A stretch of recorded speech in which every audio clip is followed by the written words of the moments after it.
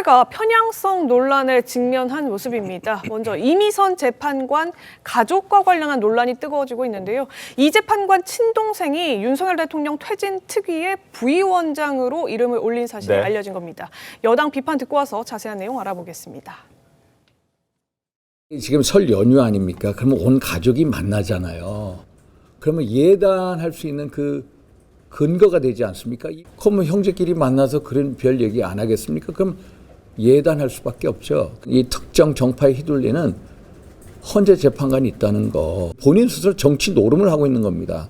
스스로 판단 잘하셔가 스스로 깊이 회피 신청을 해야 된다. 윤희석 대변인님, 지금 이미선 재판관의 판단에 친동생이 영향을 줄 수 있는 것 아니냐 이런 지적을 지금 여당 그리고 윤상현 의원이 하고 있는데 어떻게 좀 보십니까? 정치적으로는 충분히 주장을 할 수가 있어요. 우리가 왜 이 얘기를 하냐면 대통령의 파면을 결정하는 과정은 헌재 재판관 9명의 손에 달려 있다. 그래서 이렇게 중요하게 보는 거 아니겠어요? 지금은 이제 8분밖에 없죠. 네. 근데 저희가 잘 봐야 될 것은 그 8분의 어떤 뭐 이념 성향에 따라서 이 스펙트럼에 따라서 임명을 한다 이렇게 보는데 지금 헌재 재판관들의 구성을 보면은 상당히 편향돼 있는 분들이 많이 포진돼 있다. 즉 헌법재판관들을 이렇게 임명하는 과정에서 뭔가 정파적인 요소가 작용을 하고 뭐 국회에서 선출해서 임명을 하든 뭐 대법원에서 하든 여러 뭐 경로가 있지 않습니까? 3가지 경로가 있는데 정권이 5년마다 바뀌면서 헌법재판관 임기는 6년이고 중간중간에 임기가 바뀌면서 조금씩 충원이 되는 과정에서 정치 상황과 연계돼서 뭔가 이념 성향이 대단히 좀 뚜렷이 드러나거나 또는 편향된 어떤 모임에 소속된 분들이 특정하게 또 많이 포진됐다 이런 지적이 있는 겁니다. 그래서 헌법재판관 구성, 뭐 대법관 구성도 마찬가지겠는데요. 우리나라처럼 이렇게 정치적인 상황이 굉장히 다변한 이런 상황에서 이러한 헌법재판소의 구성에 있어서도 좀 충분히 임명 과정이라든지 이런 부분에 대한 제도적인 어떤 뒷받침이 있어야 한다는 생각이 듭니다. 일단 헌법재판관으로 임명이 된 상태에서 이 탄핵 심판을 진행하는 분에 대해서 기피 신청 한 번밖에 못 하잖아요. 지난번에 한 번 했었습니다. 그런데 뭐 안 됐죠. 그럼 방법이 없는 거예요. 자진해서 회피하는 방법밖에 없는 건데 그럴 리는 없을 겁니다. 지금 이 상태로 가는 겁니다. 문영배 헌재 소장 권한 등에 대해서도 여러 지적이 있는데 이 사안이 앞으로 나올 결과, 인용이든 기각이든 이 결과에 대해서 국민들이 얼만큼 수긍할 수 있느냐도 연결이 될 수 있기 때문에 상당히 우려스러운 상황이라고 저는 생각합니다. 예, 특히나 이제 여당에서는 윤석열 대통령에 대한 탄핵을 심판하는 헌법재판소의 재판관의 동생이 윤석열 대통령 퇴진 특위의 위로 부위원장이다. 지금 이 점을 더 이제 콕 집어서 지적을 하고 있는 그런 상황인 것 같은데요. 국민의힘 주진우 의원도 이번에 문형배 헌재 소장 대행을 지적하고 나서고 있는 상황입니다. 들어보겠습니다. 트위터에 가보면 김어준 를 팔로우하고 있습니다. 제가 한번 짚어드렸죠. 김어준 를 팔로우하고 있다는 거기 있는 김어준 씨의 어떤 좌파 논리, 좌파에 편향돼 있는 논리나 음모론들을 본인은 주의 깊게 본다는 거예요. 그래서 이 팔로우하고 있는 게 문제되니까 그것도 다시 언팔로우를 했더라고요. 마은혁 후보자까지 임명되면 마은혁, 이미선, 문영배 이 세 사람은 재판도 해볼 것도 없이 그냥 이미 탄핵을 찬성하고 있는 거나 마찬가지예요. 정계선 재판관까지.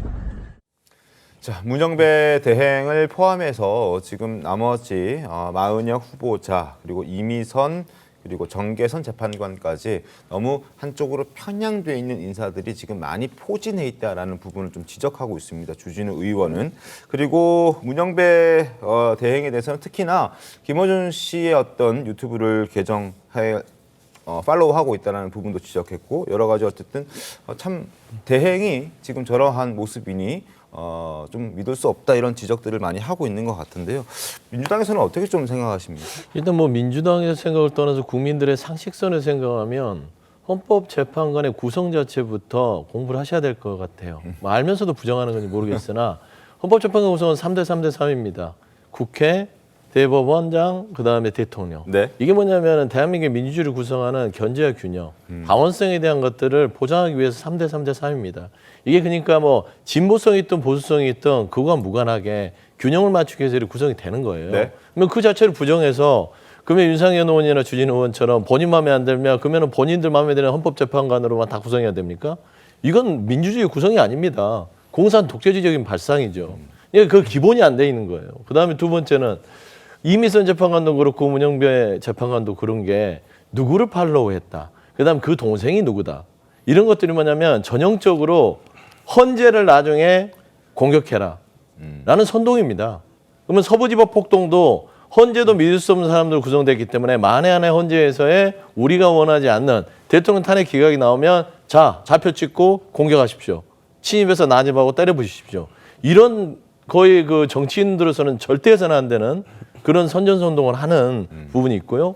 세 번째는 거의 유치원 수준의 어떤 지금 비난을 하는 것인데 이민선 재판관 동생이나 그다음에 그 재판관 대행하시는 분께서 어디를 팔로우했다. 그러면은 이 정도면 왼손잡이라서 이 사람은 진보고 좌측 통행을 많이 하더라.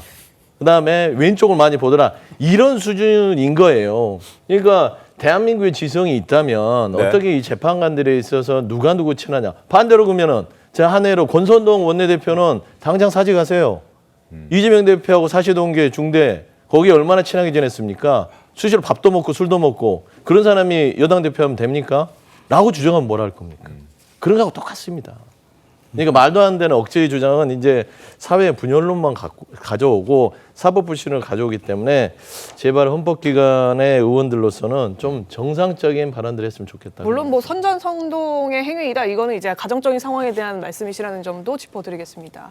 네, 그 서영주 소장께서 지금 말씀하신 부분이 뭐 전혀 일리가 없지는 않은데요. 그리고 우리 정치가 지금 서부지법 난입 사건이 있은 시점 뒤에는 적어도 이 국면에서는 사법의 신뢰를 좀 복원해주는 방향으로 우리가 논평해야 되는 것도 맞습니다. 그러나 문영배 헌법재판소장 권한대행이 그동안에 해온 SNS나 블로그나 이런 것은 법관들의 평균적인 처신과 비교해봐도 대단히 이례적이죠. 대다수의 법관들이 사실 어떤 사회적인 논란이라든가 그다음에 또 법관의 독립성에 관한 의심 이런 부분을 염려해서 SNS 적극적으로 하지 않습니다. 하더라도 뭐 자기 프로필 사진도 걸지 않고 계정 정도만 만들어 놓고 누구와 친구도 쉽사리 맺지 않고 그렇게 해요. 그런데 문영배 권한대행 같은 경우에 지금 발굴되고 있는 내용들에서 여러 가지 논란들이 계속 나오고 있지 않습니까? 사실은 그렇게 SNS를 좀 이례적으로 활발하게 하지 않고 평균적인 법관과 같은 처신을 했더라면 지금과 같은 상황이 오지 않았을 겁니다. 그리고 이재명 민주당 대표와도 뭐 공공연하게 댓글을 주고받고 하면서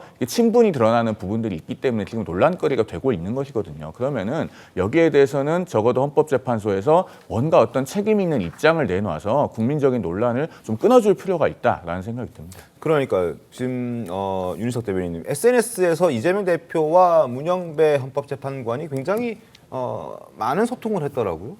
들어보니까 이제 두 분이 사시동계 사법연수원 동기로 알고 있어요. 그래서 정성호 의원의 증언에 의하면 사법연수원 당시에 굉장히 친했었다. 네. 뭐 친분을 가지고 저희가 뭐 얘기할 수는 없는 거잖아요. 뭐 사법연수원이 워낙에 조별로 작은 단위로 많이 움직이니까 충분히 그럴 수는 있는데 네. 그 이후 상황을 얘기해야죠. 문영배 재판관은 이제 판사가 됐었죠. 연수원 네. 졸업하고 이재명 대표는 변호사가 됐었습니다. 그럼 판사로서 가져야 할 어떤 직분, 거기에 대한 어떤 기준이 있어야 할 것이고 이재명 대표는 그 이후에 정치인이 돼서 성남시장부터 시작하지 않았습니까? 시장 시절에 현직 판사인 문영배 현 헌재소장 권한대행과 나눴던 어떤 SNS 서로 글을 나눴던 거 네. 그런 것 보면 글쎄요 보시는 분에 따라서는 이번 헌재에서의 탄핵 심판 과정에서도 영향을 받을 수도 있겠다 이런 생각 당연히 할 수가 있어요. 시간은 좀 오래된 얘기긴 하지만 네. 거기에 덧붙여서 문영배 재판관이 여러 가지 뭐 김어준 씨라든지 이런 분들과 또 뭐 김재동 씨 네. 뭐 이런 분들을 언급한 부분도 많이 나와요. 그러면 이분이 현직 판사 생활을 하시면서 어떠한 성향을 갖고 있었냐를 너무나 잘 드러내는 그런 증거들이 많단 말이에요. SNS 하지 말라는 얘기는 아니지만은 네. 결과적으로는 이런 상황 이게 이제 알려졌으니까 네. 여기서 저희가 얘기하고 있다는 건 뭐겠습니까? 국민적 관심이 높아졌다는 거예요. 그렇죠. 그러면 송영 변호사 말씀하셨듯이 헌재 차원에서 뭔가 이 부분에 대해서는 입장 표명을 하든 뭔가 국민들을 설득하고 국민들이 오해를 하시지 않도록 조치를 취하는 것이 당연하다고 저는 봅니다.